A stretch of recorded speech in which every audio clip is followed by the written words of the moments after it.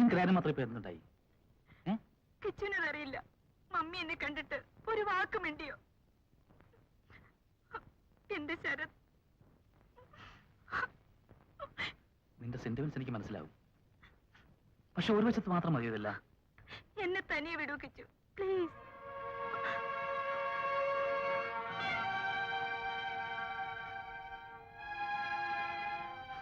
ഞാൻ പറയുന്നു കേൾക്കും. വാ, ഒന്നുമില്ല, കഴിക്കും. എന്തിനെന്നെ ഇങ്ങനെ ശല്യപ്പെടുത്തുന്നു? എന്റെ വിഷമം കിച്ചുവിന് മനസ്സിലാവില്ല. ശരിയാ, എനിക്കൊന്നും മനസ്സിലാവില്ല. ഞാൻ അരപ്പട്ടിണിക്കാരനെ വരും ചെയ്യോ? ഇവിടെ കാറുണ്ടോ, ഫ്രിഡ്ജ് ഉണ്ടോ, AC ഉണ്ടോ?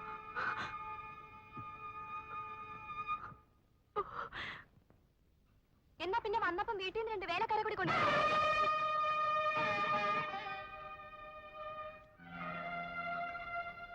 ലക്ഷ്മി എന്തിനാണ് വെറുതെ ദേഷ്യപ്പെടുന്നത്? ദേഷ്യം മരുന്നതാണോ കുറ്റം? 2 കൈയും കൊണ്ട് ഞാൻ എന്തൊക്കെ ചെയ്യും?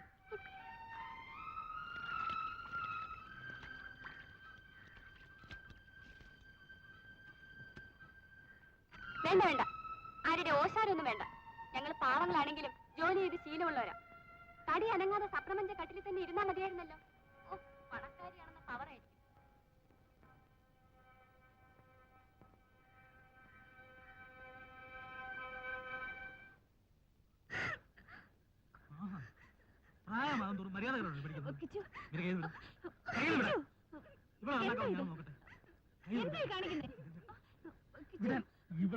എന്തോ നാടാ ഇതൊക്കെ? എടാ, തല്ലിയാണോടാ മര്യാദ പഠിപ്പിക്കുന്നത്? നിങ്ങളെ ആരെയെങ്കിലും ഞാൻ തല്ലിയിട്ടുണ്ടോടാ? അതിന്റെ കുഴപ്പമായതൊക്കെ. നിന്ന് മോങ്ങാതെ കയറി പോടി.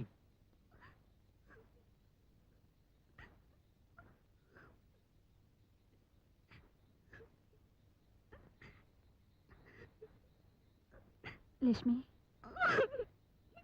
ലക്ഷ്മി. അമ്മയില്ലാത്ത ദുഃഖം അറിയിക്കാതെയാണ് ഞാനവളെ വളർത്തിയത്. ഒന്ന് മണ്ണ് നുള്ളിയിട്ട് പോലും ഞാനവളെ നോച്ചിട്ടില്ല. ഇപ്പോ ആങ്ങളെയും പെങ്ങളും ആവുമ്പോ അങ്ങനെയൊക്കെ ഇരിക്കും. അതല്ല അച്ഛാമ്മ ചേച്ചി, ഇങ്ങനെ പോയാൽ എവിടത്തെ അവസാനിക്കുമെന്ന് എനിക്ക് പേടി.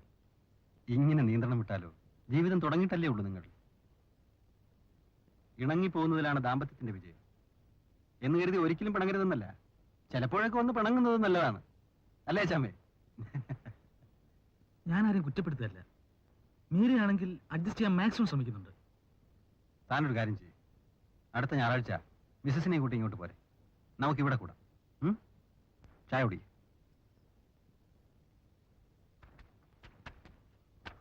അങ്ങേതിലെ വാസന്തി ചോദിക്കുകയാണ് ഇന്നലെ ഇവിടെ എന്തോന്ന് വഴക്കെന്ന്. ഞാൻ പറഞ്ഞു ചട്ടിയും കലം ആവുമ്പോ തട്ടിയും മുട്ടിയൊക്കെ കിടക്കുമെന്ന്. ഇല്ലെങ്കിൽ അവർക്കെന്താ നമുക്കില്ലാത്ത ദണ്ണം?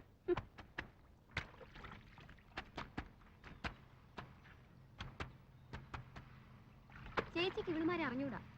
ആരും നന്നാവുന്നത് കണ്ടുകൂടാത്ത കൂട്ടരാണ്.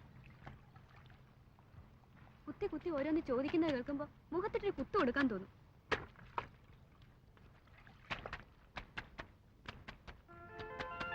ലക്ഷ്മി, ദേവിച്ചേട്ടൻ.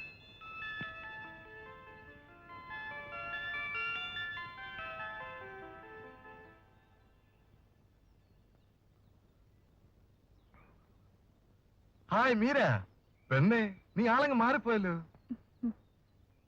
ദേവിച്ചേട്ടൻ എപ്പോ എത്തി? ഇന്ന് ഉച്ചയ്ക്ക് വീട്ടിലൊന്ന് കയറി. ആന്റി അങ്കിളിനെയും കണ്ടിട്ട് നേരെ ഇങ്ങോട്ട് വിട്ടു.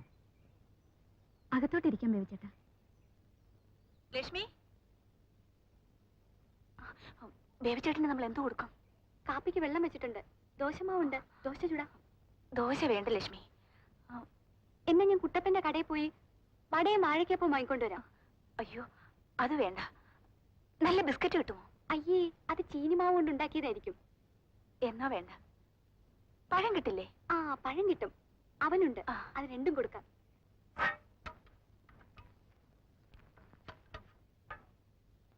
ഞാൻ പെട്ടെന്ന് പോയി പഴം വാങ്ങിക്കൊണ്ടുവരാം. അതിനെങ്കിലും ചേച്ചി അവന് നനയ്ക്കും.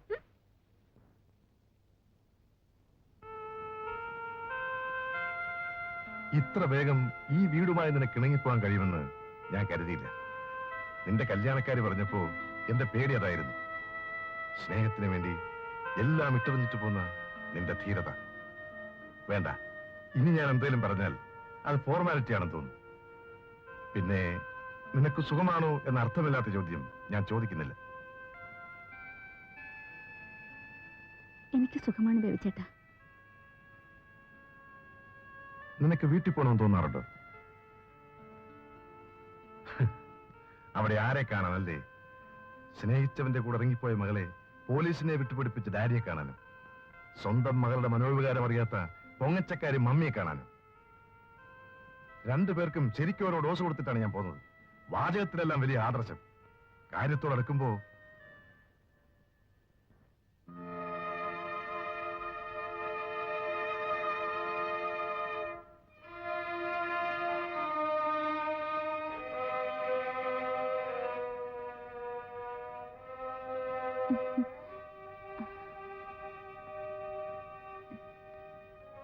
കിച്ചു, ബേബിച്ചേട്ടൻ.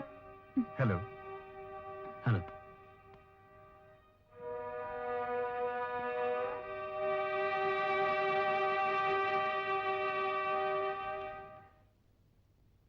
എത്ര പറഞ്ഞാലും കിച്ചുവിന് മനസ്സിലാവില്ലെന്ന് വന്നാൽ കഷ്ടമാണ് അല്ലേ? ബേബിച്ചേട്ടൻ എന്ത് വിചാരിക്കും? വലിയ കാര്യത്തിൽ നമ്മളെ കാണാൻ വന്നതാണ്. ഒന്നും വേണ്ട, അല്പം മാനേഴ്സ് കാട്ടിക്കൂടെ? ഈ പണക്കാരുടെ മാനേഴ്സ് ഒന്നും എനിക്കറിയില്ല. പണം പണം പണം ആർക്ക് വേണം കിച്ചു? മീരയ്ക്ക് നിസ്സാരമായിരിക്കും, പക്ഷെ എനിക്ക് വലുതാണ്. ദേ, എന്താ നിർത്തിക്കളഞ്ഞത്? പറയുന്നില്ലേ? പറ. മനുഷ്യനോട് മര്യാദയ്ക്ക് പെരുമാറാൻ എവിടെന്നെങ്കിലും പഠിക്കണോ? ഞാൻ എന്ത് ചെയ്തു പറ. ദേ, ഇങ്ങനെ കണ്ണടച്ചിരുട്ടാക്കരുത് കിച്ചു. എനിക്ക് ഇത്രയൊക്കെ പറ്റൂ. നിന്റെ ആൾക്കാരോട് പെരുമാറാൻ പുതിയ മാനേഴ്സ് ഒന്നും പഠിക്കാൻ എന്നെ കൊണ്ടുപോയി. നിന്റെ ബേബി ചേട്ടൻ എന്നെ പറ്റി എന്ത് ധരിച്ചാലും എനിക്കൊരു ചുക്കുമില്ല. മനസ്സിലായില്ലേ? ഞാൻ കിച്ചു, stop it.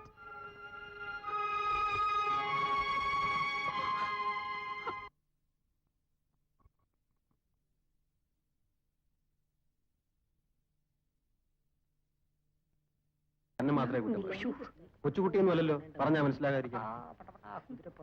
എനിക്ക് തുറന്നു പറയാൻ മറ്റൊരാളില്ലാത്തതുകൊണ്ടാണ്. എന്നോട് എന്തിനാ കൃഷ്ണൻകുട്ടി മുഖവരൊക്കെ? ഏതെങ്കിലും ഒരു ഞായറാഴ്ച നിങ്ങൾ രണ്ടുപേരും കൂടി വീട്ടിലോട്ട് വരണമെന്ന് പറഞ്ഞാൽ താൻ അതും കേൾക്കുകയല്ല. അല്ല സാർ, അത് ഞായറാഴ്ച അന്ന് സൗന്ദര്യ പണക്കം അല്ലേ?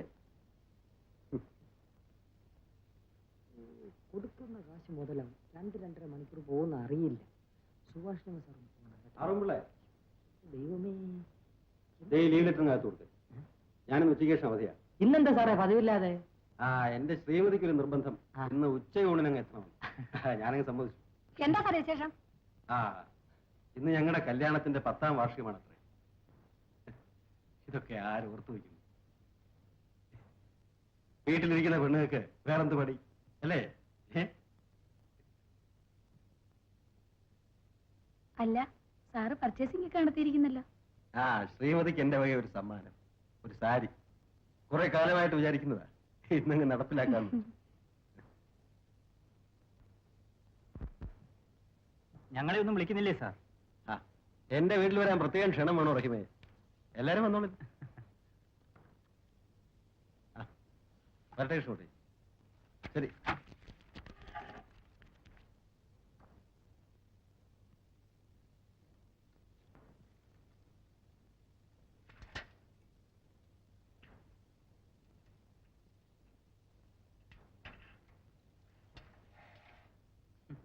അറിയാമോ സാറേ, ഇന്ന് ഉണ്ണാൻ പോകുന്നില്ലേ?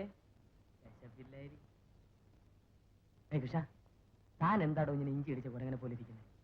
വാ, നമുക്ക് സേവിയേഴ്സിൽ പോയി 2 സ്മോൾ അടിച്ചിട്ടുണ്ട്. ഞാനല്ല. യവന്മാർക്ക് വേറെ ഒരു ജോലിയും ഇല്ല. വിശന്ന് കറങ്ങി ഇരിക്കുമ്പോഴാണ് അവന്റേക്ക് ഒരു ഫോൺ വിളി. കൃഷ, ഇടുവാ.